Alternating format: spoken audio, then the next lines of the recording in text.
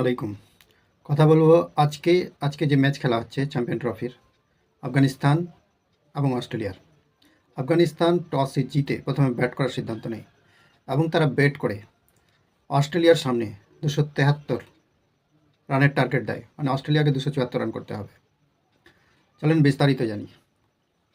Afghanistan open করতে নেমে প্রথমে গুরবাজ এবং ইব্রাহিম জেদরান। গুরবাজ আজকে খাতাই খুলতে পারেনি, তিনি 0 রান করে 5 বল খেলেছেন, 0 রান করে আউট হয়ে গেছেন। তিনি চ্যাম্পিয়ন ট্রফির যতগুলো ম্যাচ খেলেছেন একটাতেও তিনি এখন অবধি রান করতে পারেননি। ইব্রাহিম জেদরান, যিনি গত ম্যাচের নায়ক, তিনি আজকে খেলতেই পারেননি। 28 বলে মাত্র 22 রান করেছেন 2টি বাউন্ডারির সাহায্যে। Strike rate 78.57। আটাল আজকে ভালো ব্যাট করেছেন, তিনি 95 বলে 85 রান করেছেন 6টি বাউন্ডারি এবং 3টি ওভার বাউন্ডারির সাহায্যে। ইনার স্ট্রাইক রেট হচ্ছে 89.47। রহমত শাহ, যিনি 21 বলে মাত্র 12 রান করেছেন 1টি বাউন্ডারির সাহায্যে।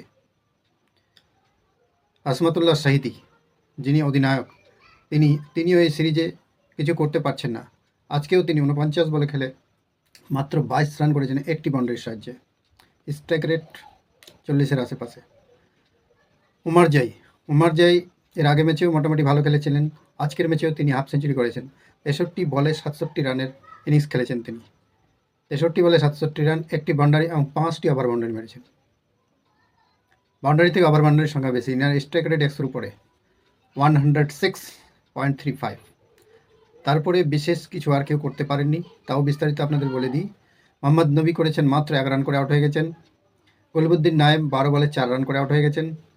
রশিদ খান, যিনি 17 বলে 19 রান করেছেন, ছোট্ট যোগদান দিয়েছেন 2টি বাউন্ডারির সাহায্যে। এন আহমেদ, যিনি 8 বলে মাত্র 6 রান করেছেন, এবং ফারুকি, যিনি 0-তে আউট হয়ে গেছেন। তো রহমতুল্লাহ গুরবাজ 0 এবং ফারুকি 0, দুজন ব্যাটসম্যান 0-তে আউট হয়ে গেছেন।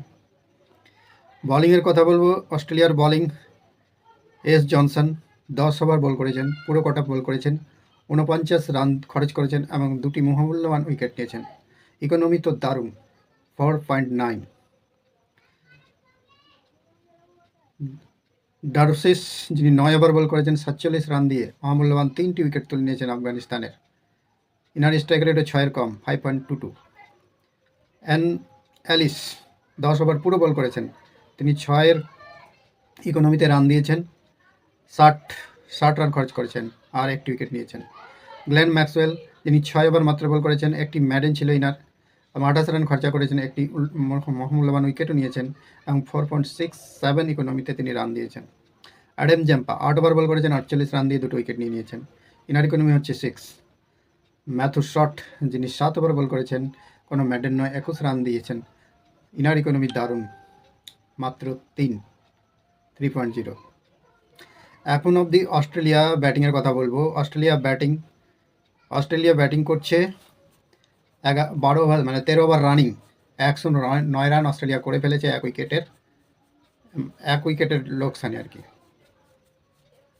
1 উইকেট ক্ষতি করে অস্ট্রেলিয়া এখন অবধি 109 রান করে ফেলেছে। তার মানে বুঝতে পারছেন যে অস্ট্রেলিয়া এই ম্যাচটি জিততে যাচ্ছে। কিন্তু ক্রিকেট বলা যায় না, আগামীকাল এই ম্যাচের পুরো বিস্তারিত আপনাদের জানাবো। একটা উইকেট পেয়েছে উমার জাই, যিনি 5 ওভার বল করে 43 রান দিয়ে এই উইকেট পেয়েছেন। আর যেহেতু উইকেট যায়নি, অতএব বলার কিছু নেই। ফারুকি 3 ওভার বল করেছেন, 32 রান দিয়েছেন।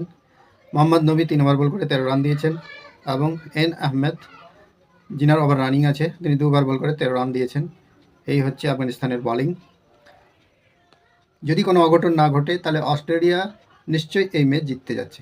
অস্ট্রেলিয়া আগেই আফগানিস্তান ইংল্যান্ডের সঙ্গে জিতে যাওয়ায় একটা সিচুয়েশন তৈরি হয়েছিল যে সাউথ আফ্রিকা এবং ইংল্যান্ডের মধ্যে আফগানিস্তানের মধ্যে সেই ফাইনাল যাওয়ার একটা চান্স আছে আফগানিস্তানের, যদি এই দুজনকে কাউকে হারাতে পারে তো। কিন্তু আজকের ম্যাচ দেখে বোঝা যাচ্ছে যে আফগানিস্তান নিশ্চিত হারছে এবং অস্ট্রেলিয়া নিশ্চিত সেমিফাইনালে পৌঁছাবে গ্রুপ বি থেকে। ভিডিও এই পর্যন্তই। আমি কাল বিস্তারিত এই ম্যাচের বিস্তারিত আপনাদের জানাবো।